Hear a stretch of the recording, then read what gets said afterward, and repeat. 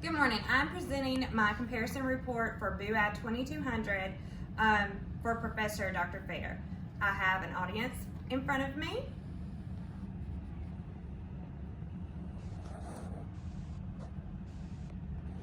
And we are going to get started. As we all know, it's been a rough year for the United States, for our country with the pandemic. But also in Louisiana, we were faced with storms such as snowstorms and hurricanes. These pandemics and these storms have caused our citizens of Louisiana to be concerned and worry about how they are going to get food due to the closures of grocery stores and the shortage of food. During this time, my family has spent a lot of time together, and I have never been more appreciative of my son and my husband's hunting as an extracurricular activity. We were able to not have to worry about food during that time.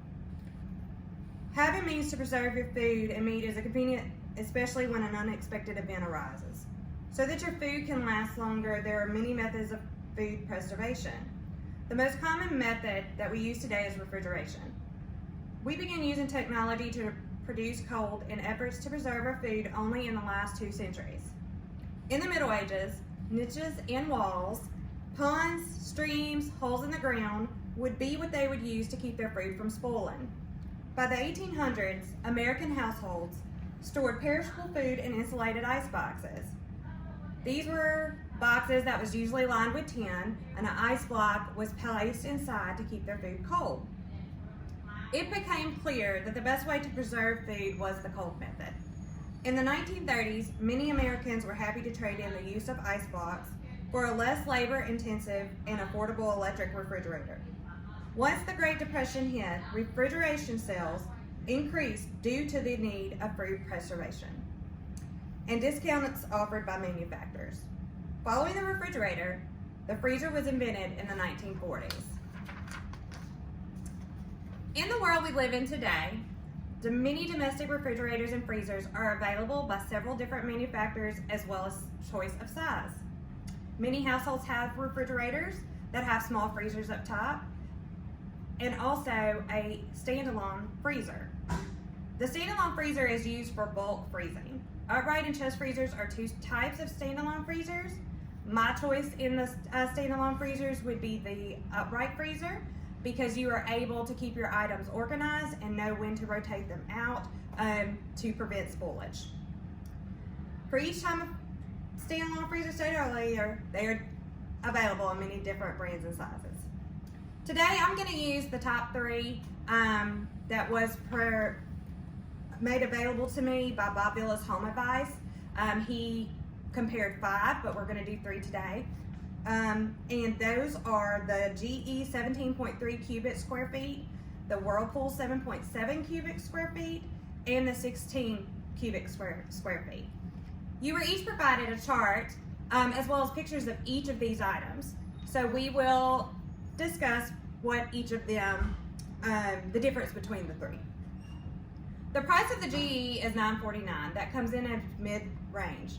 The Whirlpool is listed for $999. It is our highest out of the 3 that I'm comparing. The Frigidaire is lower. It's listed at $799. This could be because the capacity of this fridge is smaller than the other 2 fridges. Interior space is 4 bins, 4 shelves, 2 baskets in the GE. That is our midsize out of the 3. The Whirlpool, which is the largest, is 6 bins and 4 shelves. The Frigidaire, which is the smallest, is 5 bins, 4 shelves, and 1 basket. When I compared the warranty on all 3 of these, the Whirlpool was limited at 1 year, and so was the other 2, making them uncomparable in warranty. As far as size and price, the Frigidaire was the cheapest, and the Whirlpool was the largest. As far as blackout recovery, which is most important to us in Louisiana because we seem to experience several outages due to pandemics and storms, the hours for the GE was 48 hours to keep cold during an outage, and the Frigidaire was 2 days, basically the same. Whirlpool was not stated, so I wasn't able to make a comparison using Whirlpool in the blackout recovery. Based on these findings, I would say that the GE 7.3 cubic square feet frost-free upright freezer is the best choice for a mid-size freezer, upright freezer. I chose the GE 7.3 cubic square feet because it gives you more interior space than the best price freezer. The best price freezer, which is the Frigidaire 16 cubic square foot frost-free upright freezer, is, even though it's the best price, it's also the smallest refrigerator. It also does not have as much storage as the GE 7.3 cubic square feet for frost-free upright freezer.